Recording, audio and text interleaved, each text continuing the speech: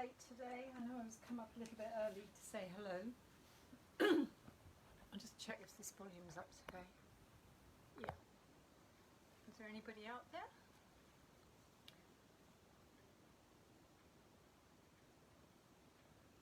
Hello?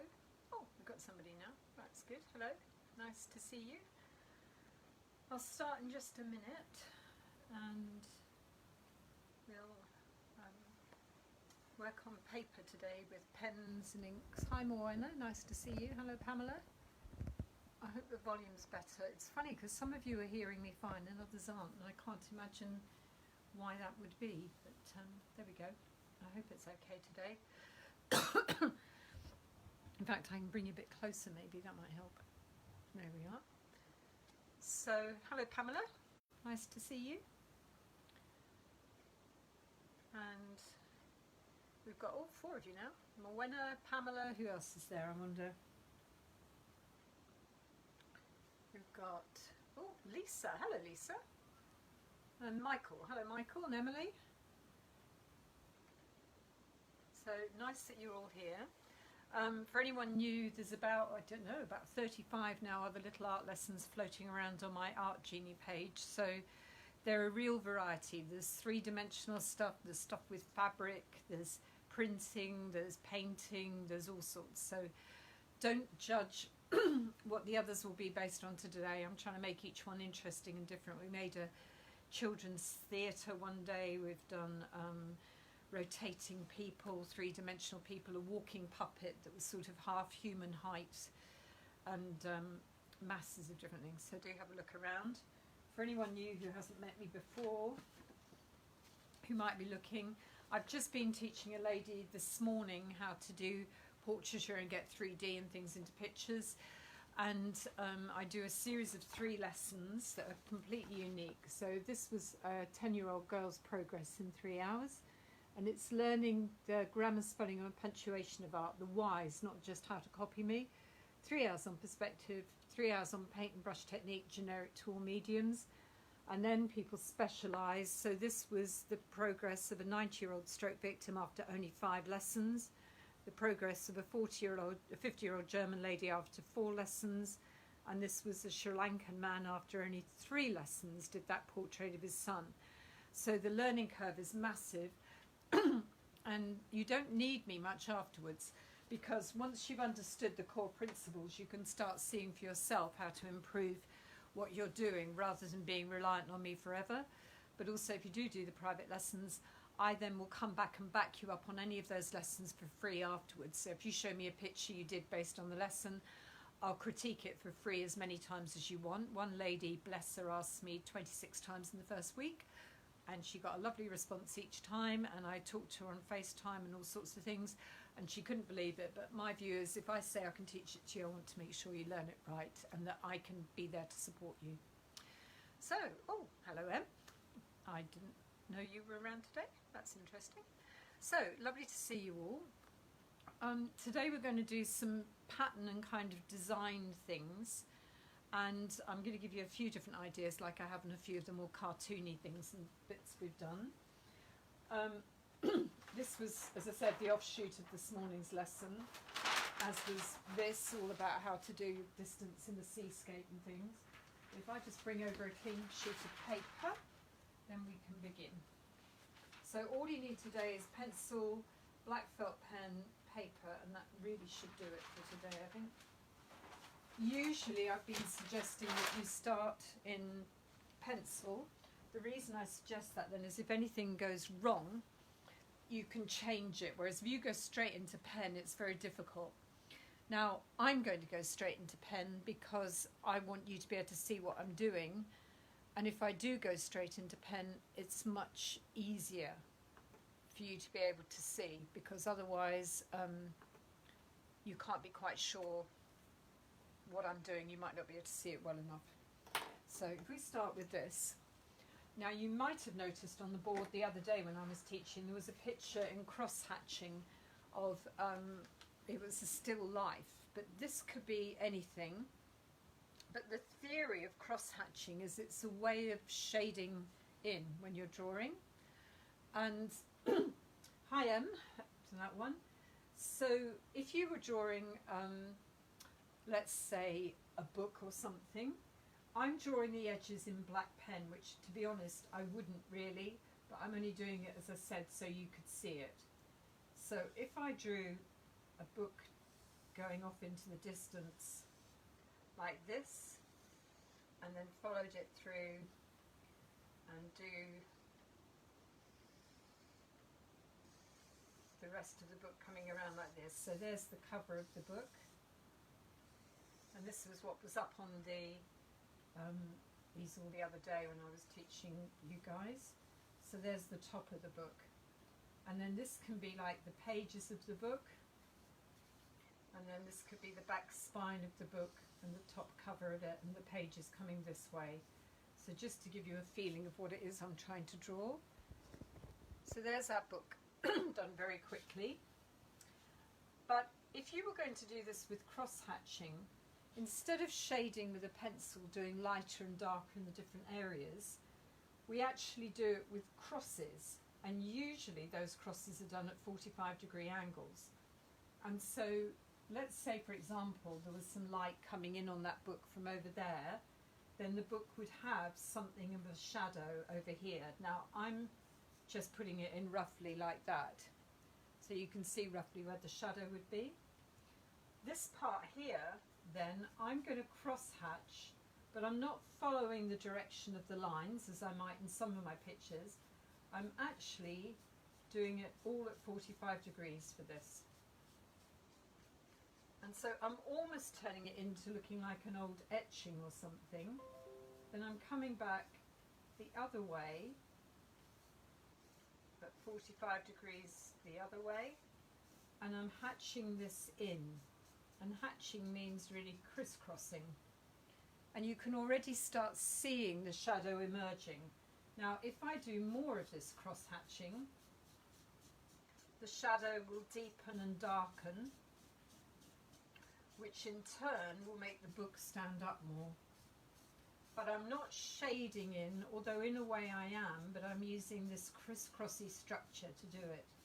Now, I'm doing it very quickly and very badly, and you could spend hours making your lines perfect, but in some ways at least you're getting the idea of it. So we've got the shadow growing, but by crisscrossing it. And I can do more and more of that. The more of it I do, going in both directions, following the two 45-degree angles that I'm using, the darker and darker and denser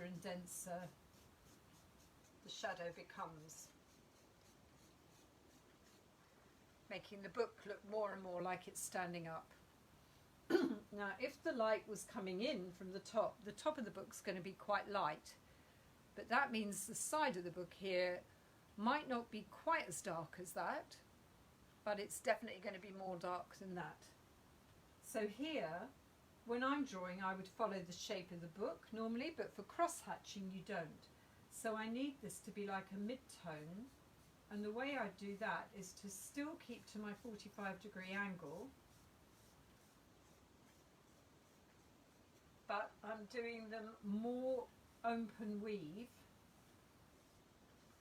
more open, which gives you a shadow, can you see, but not as dramatic as that one. Now, in fact, I think, if you think about it, if the light was coming in from here, this bit here is sort of curved under, so that bit at the top there would be darker. It would have even less light on it at the top, so I might actually recross hatch that top area there. And by doing that, with any luck,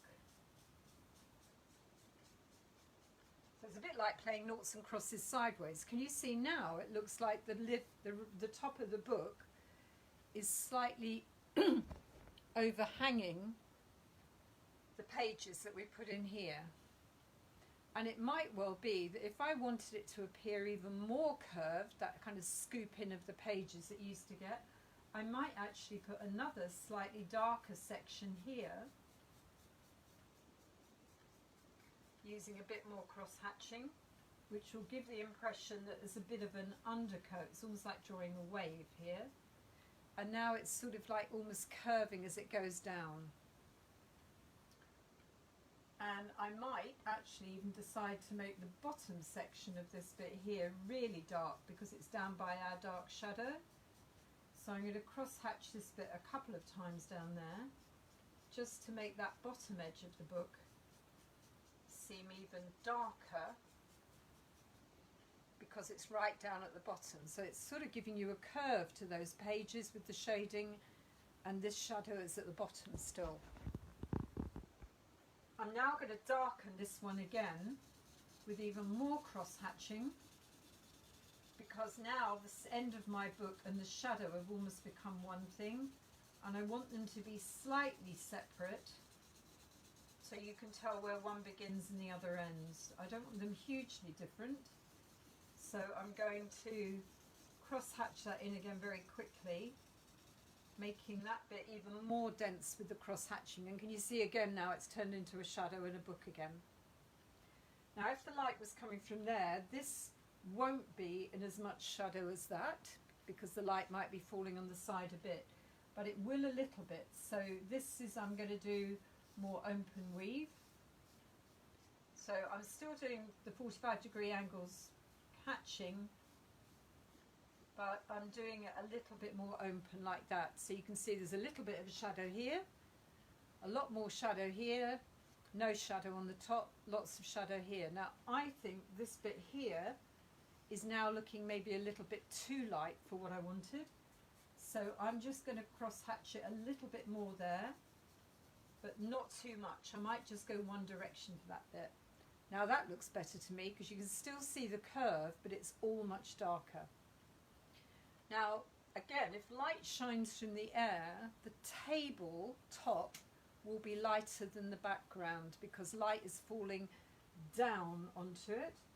So if we imagine this was like the back end of the table back here that this book's laying on, then I need to now lightly, not too dramatically, but lightly cross hatch the whole of this background area,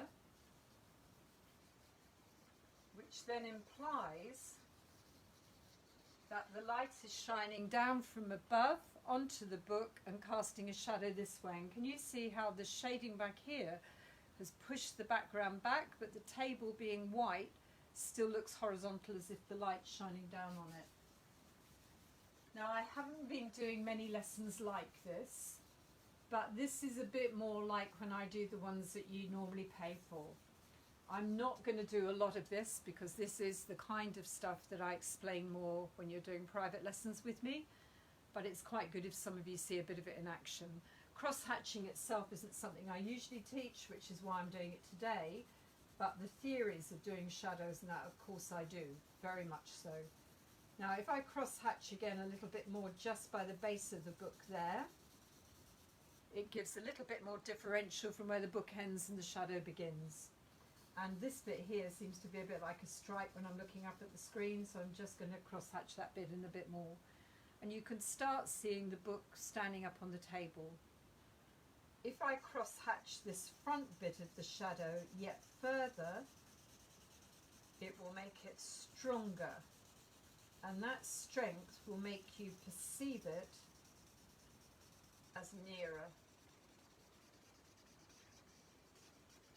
Now, I don't normally say much in the middle of lessons like this, but I do half-hour clinics with people as well. So if you ever want to show me your art, within that half an hour, and there's a couple of people I believe watching even right now, the speed that you learn what it is that's going wrong with your picture, and often it's something that you didn't even know existed and no one's told you about before.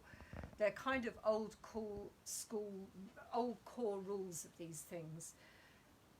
So there you can see that by only using a system of basically noughts and crosses, but on a diagonal, that you now are starting to see a three-dimensional object.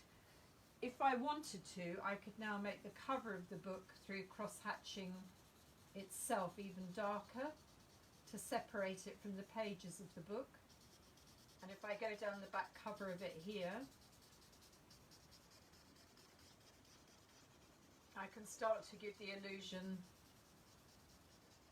of the cover of the book itself. And now you start to see the cover here.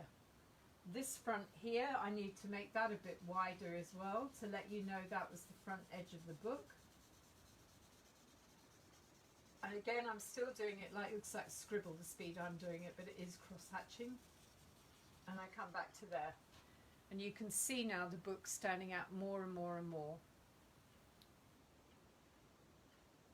And this could continue. You could have done other things in your still life, but the more I shade with the cross-hatching, then the more differential you get. The more differential you get, the more true, more three-dimensional your picture will go. I think I'm actually going to darken this bit a bit more, looking up at it on your screens. And interesting enough, when I draw for you like this, what I see and what you see is very different, because I'm seeing things back to front to you and all sorts. So looking up at the screen gives me a clearer view of what you're seeing. And that to me helps it even more. It starts looking even more like a book on there. I don't personally like this line round here, because there isn't a line there, it's the edge of the book. So I would have rathered that this shading just came up to that line and that the line itself wasn't actually very visible, because there is no big black line around the book. Oh, hello Kevin. So you can see what I'm doing there. Now accidentally I've almost put a boundary or a border around it, which is definitely not what I meant to do. So I'm just going to extend that extra bit of shading I did there back further into it, because what I don't want to do is start drawing lines down the back of it. And by cross-hatching that in again a bit further back, then it takes that line away a bit. So there's one thing. So you could set up some sort of still life with just things around you and just fiddle around and just try shading it either straight or shading it with cross-hatching, whatever you like. Sometimes it's good to try something different like cross-hatching, because you might actually in a real picture that you want to do it as normal shading, but the fact you've tried it with cross-hatching makes your brain accept the whole concept in a completely different way. Okay, so that's number one. I'm going to turn the page and do another one. And you can see through a bit to my lesson this morning, but I think you're okay. What we're going to do this time is using shapes. Now you can do this just to make a pattern. So if you want to go back to this doodly thing, which I know a few of you have enjoyed the more doodly things I've given you. And also, just out of interest, I don't know if you know, but if you doodle in a meeting, you take in 16 to 18% more information than you do otherwise. It's to do with linking the two sides of your brain, right and left brain and things, and it means that you actually absorb information better. So please don't get me into trouble with any teachers at school or anything if you say Jeannie said it's okay to doodle in class. I haven't quite said that, but I have said there's a lot of merit for doodling in a meeting or in a lesson if you're allowed to, because you actually absorb more information, which is really odd, and it's a quite interesting thing. You can look it up online. Okay, so another one we could just do is patterns.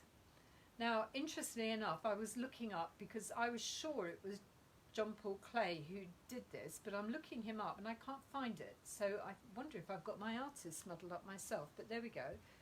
But he used to do elaborate designs using series of circles, which in a way is a bit like our cross-hatching. So by using a circle there that's got a number of rings, it takes on a darker quality than say one like that that's only an open circle. And what he used to do, just using circles and blackness, was again to create, let me move you a bit closer, was to create tonal change and pattern simultaneously.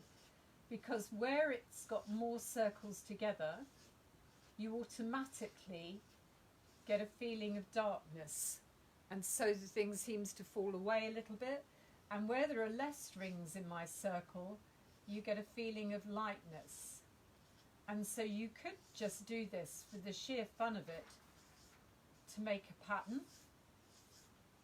And keep working up like that. And just build up a really lovely pattern which you could... Oh, hello, Suzanne. I've got some new people watching today. That's nice.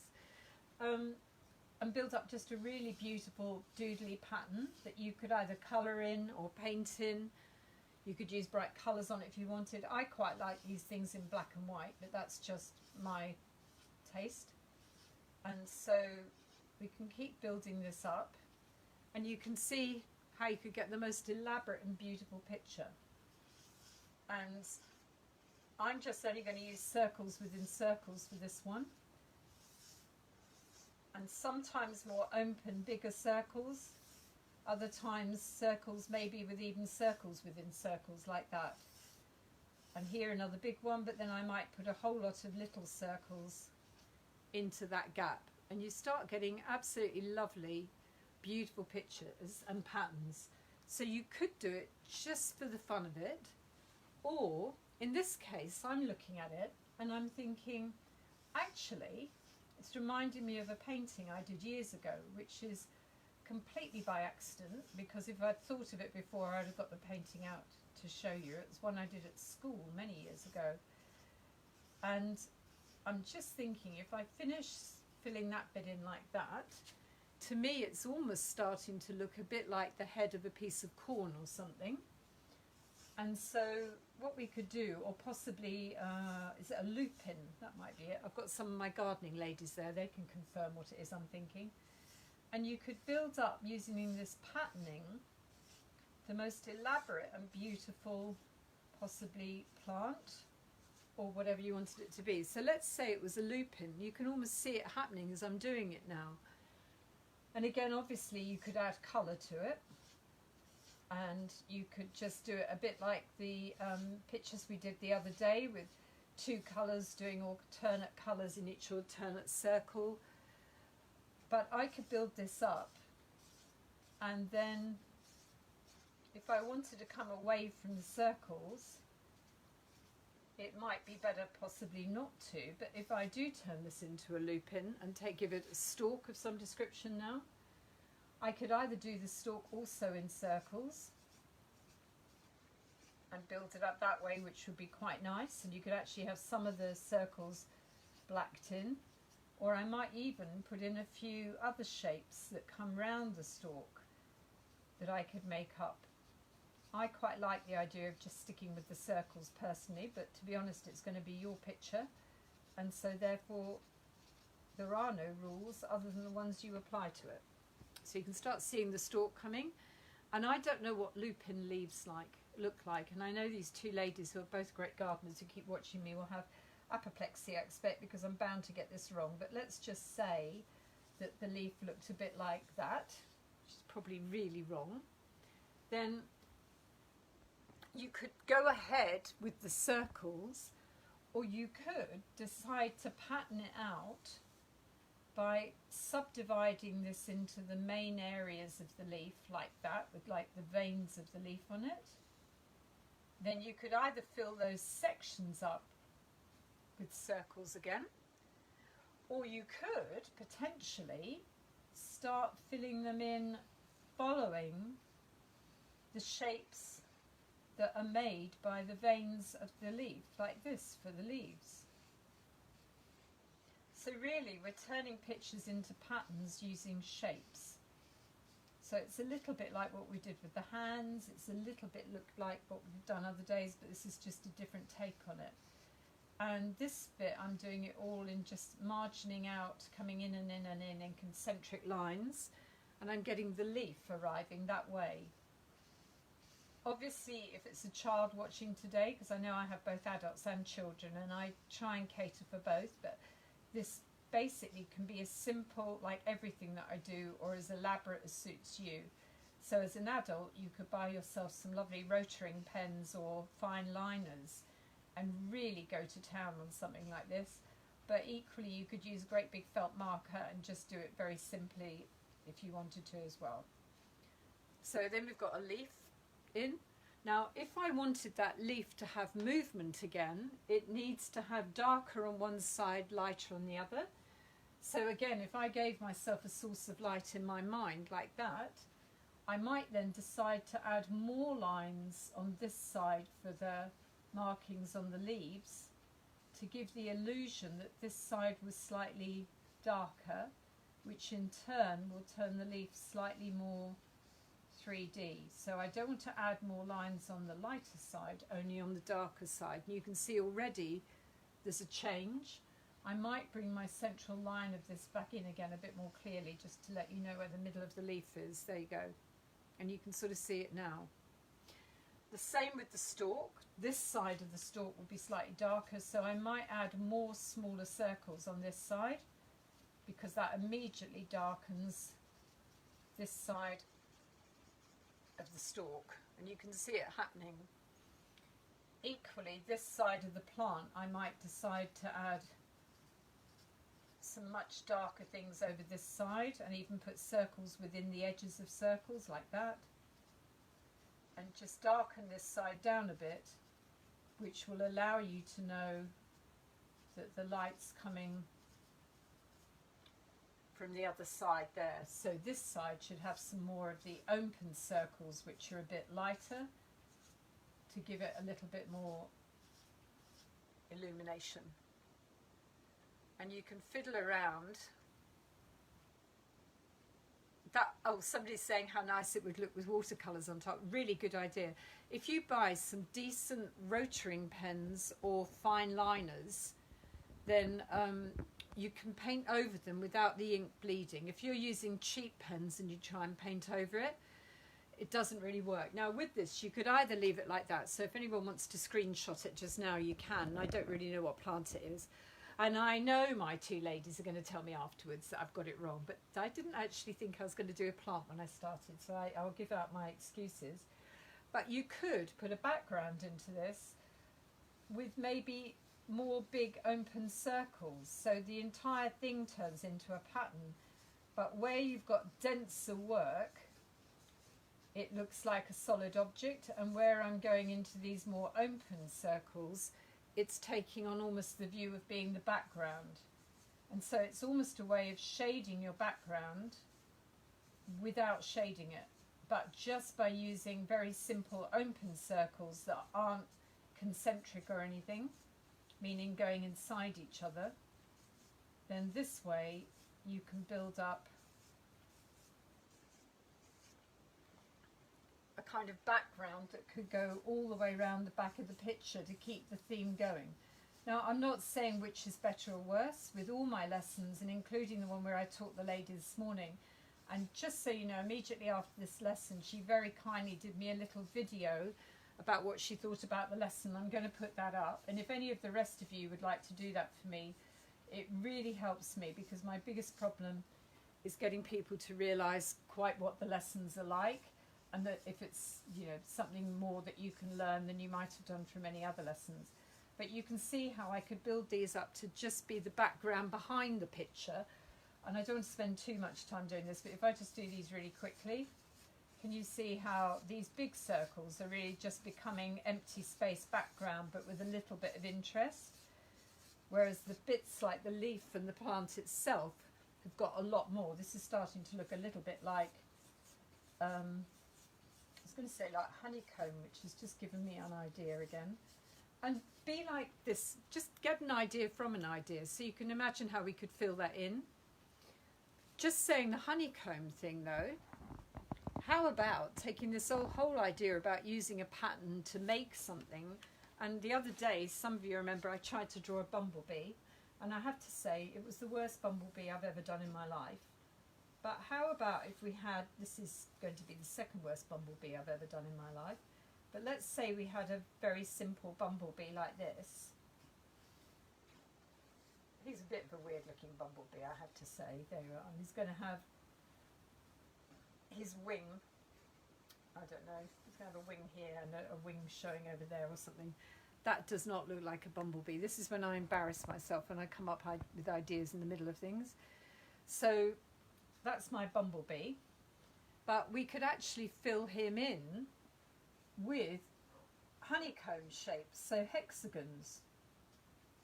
And you could do all your work on the bee, so his black bits of his coat could all be hexagons, and in fact you could have almost made his whole body out of a hexagon. So it's a bumblebee, but it's also talking about honey and all the rest of it. So there's an idea with that, but it's about building up patterns pictures really out of pattern work, but you're still using skills of shading, but you're doing it by making more and more concentric shapes inside each other. And so if we took that same idea, and those are from this morning, so let me think of a new one. There's the book again, that was done with crosshatching. I'm going to use up all my pages today by the looks of it. But you could do something like a seascape even, and maybe if you were going to do a seascape, we could use a pattern shape of a wave. And so if you were doing the distance of the waves, we could be doing it in small patterns of a wave thing. But as you come forward, these can get bigger and stronger and clearer. Again, already starting to give you a sense of depth and distance. And as you came forward again, that might be a very choppy sea in the background. We might then get to a wave. Now the sea itself is going to be darker, so I actually need more layers of sea to build up a choppy sea that's got tone to it rather than only having spaces. I'm still getting bigger as I come forward and bigger, but I've now got a bit more colour, so we've got that feeling of forward and back a little bit. And then if I wanted to, I could say that I was going to have the top of a wave, and I'm going to do it by following through this sort of shape here again for a minute, and you'll see what I'm up to in just a second. And then if I now come under my wave with some shadow, I should in a minute be able,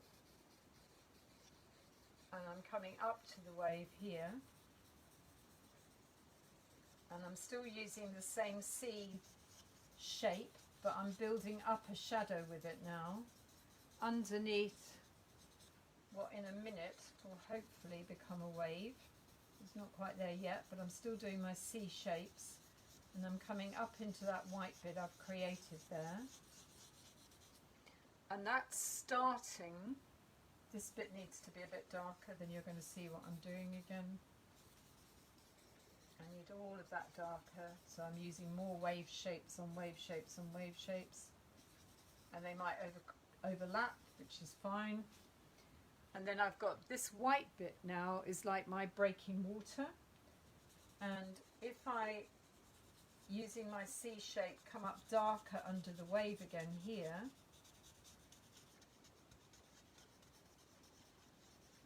with any luck in a moment you're going to start see a wave coming towards you. You might not be seeing it yet, but you will in a moment. So we've now got, this is the white water breaking over, and then this will be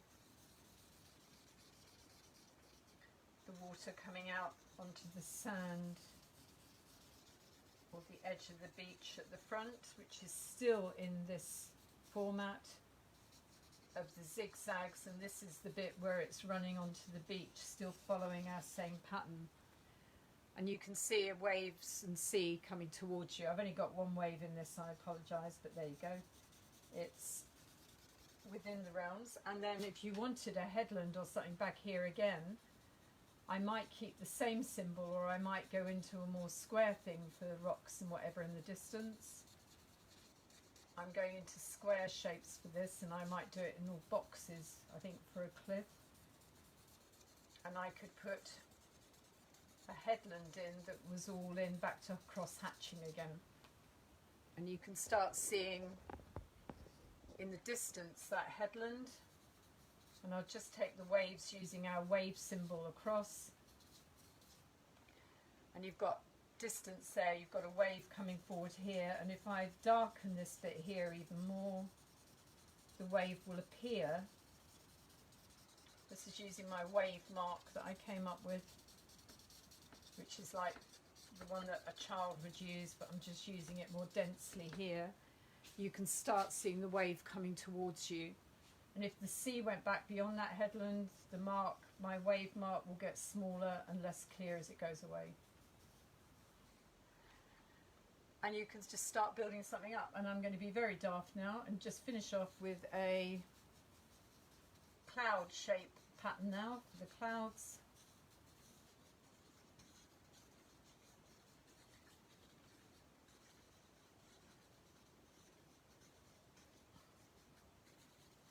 There you go, and you've got some clouds in the distance, and the clouds coming forward can be a little bit more dramatic again, and you can start seeing a picture. So this today, I'm going to flick back through them, was all about using grids, patterns to get different things. So that was only using cross-hatching, which is like noughts and crosses on its side, and just getting more dense with it where you want to show things darker. That was drawing a real object.